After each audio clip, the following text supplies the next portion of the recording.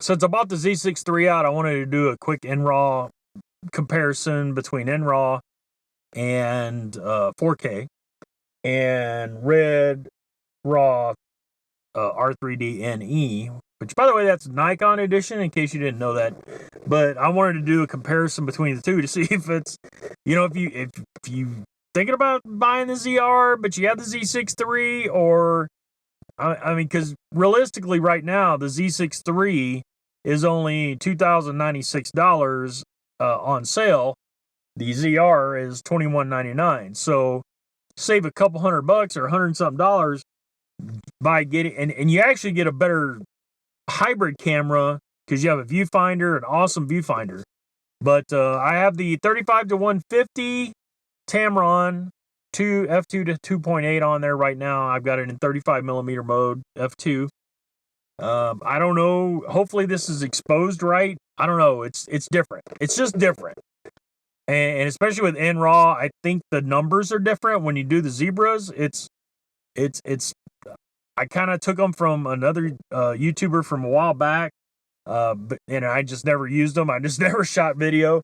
But we'll see how this works. And I lowered the steering wheel out of the way. It's a little bit. I forgot that the steering wheel drops down quite a bit. I just wanted to check and see if it was any better or worse, or if I could work, if I could live with it. If I could live with NRaw, in 4K, 6K, whatever, versus R3D, even though I've got the ZR. I've got this sucker, and I don't know if it's going to focus. Focus! There you go. Look at that grip. Look at that small red grip on there. Not too shabby. It actually, the rubber deal actually works pretty well. But yeah, the ZR is a fantastic camera, obviously, and I'd use it for photography as well. But if you want to get down to brass tacks, when you're compared to the R6III, the Canon R6III, and the A7V it just dropped, I think the Z6III is a better choice to fit in with that group. Even though, of course, now that the Sony dropped their new one and the Canon dropped their new one, everybody else is forgotten about. The Lumix S1II is forgotten about. The Z6III is a year and a half old. Oh, that's too old. So they have to compare it with the ZR because ZR just dropped. And even though it's not, the ZR is in a class of its own, I think personally. I think this camera doesn't belong in the class with any of those cameras because it's in a class by itself. I think this is a very special camera.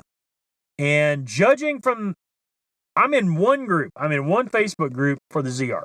What I've noticed, there are quite a few Sony shooters that are in that group.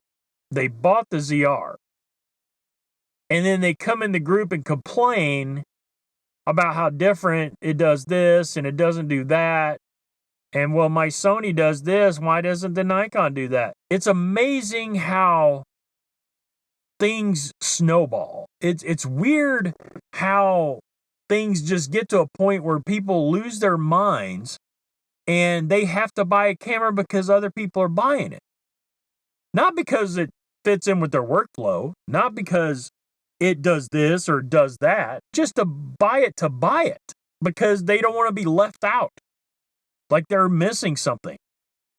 And I wonder how many of those Sony shooters sold the ZR or returned it to buy the A7V now that Sony finally gave them what they were begging for, which was an update to the A7 IV. And of course now they're going to brag, oh my God, it's the greatest thing ever. You don't need open gate. Blah, blah, blah, blah, blah. Yeah, Sony users don't need open gate until Sony releases open gate, and then it'll be the greatest thing ever created. That's a fact. That is 100% fact. Sony has bought their way into the industry, their semiconductor industry, or part of their business. They purchased a company, I believe it was Toshiba. They purchased the Toshiba sensor division. That's what basically catapulted Sony Semiconductor where they are producing all these sensors for all these other companies. Sony buys their way into everything. That's why they buy influencers. That's why they buy YouTubers. That's why they and just so we're clear on that, they don't have to actually give them a handful of cash.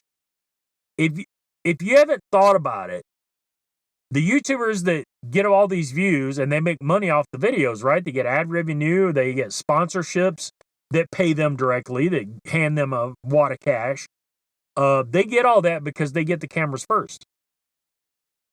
I mean, so you are getting paid by Sony. Quit being disingenuous. Now, technically, of course, Sony's not paying you directly, but they're paying you to do their bidding. And Canon's the same way. And they have to be. They have to do that. If they don't, they start losing market share. And they have to report to board of directors and shareholders. And how bad does it look when a company like Nikon, the smallest out of the five, the Sony, Canon, Fujifilm, Nikon, Panasonic, Lumix. Nikon is by far the smallest out of all of those. And they're number 3 in market share. Number 3 in market share behind Sony and Canon. Nikon's doing all right. Nikon's doing pretty damn good. I know Tony Northup and Jared Poling were just hoping and praying Nikon would die out and be dead and buried by now. They both predicted it. Yeah, it didn't work out so well, did it? And you could tell when they had to read their little teleprompters that Nikon had bought red and Nikon was on their way back up. You could just see it in their face. You could see it in their eyes. They just hated life. They just hate the fact that anytime Nikon comes out with something, they hate the fact that Nikon is doing something good and Nikon is doing well. And of course they say, oh, we hope everybody's doing well. We hope everybody's happy. No, you don't. You absolutely 100% don't. Your actions speak louder than your words. Just look at their body language. Look at the way they do their videos. Some of their videos when they're talking about Nikon, you can tell it's like a vacuum that just sucks the life out of them. That Nikon is doing so well, and it's a damn shame. But here's some good news. The good news is there's a lot of smaller YouTube channels out there that are honest, whether they have sponsorships or not. A lot of them are telling the truth. I found a lot of channels I wouldn't have normally found because of this camera, the ZR. So again, not only do I thank Nikon for this beautiful piece of camera, but I also thank Nikon for introducing me into people that work in the industry. YouTubers that work in the filmmaking industry. They actually make films or they will. It's just nice that Nikon was able to come out with this camera, disrupt the market again, piss off the douche tubers, and make me happy and thousands of other people happy all at the same time. So again, thank you, Nikon, for this beautiful camera. Thank you for letting me discover other people like Brandon Talbot and David Stidham and there's so many, Tanner Simpson. There's so many other channels that are smaller that are out there doing what they should have been doing, what others should have been doing this whole time, which is, hey, here's what the camera can do. This is, do you read the manual? Here's how to do this. Here's a workaround to this problem.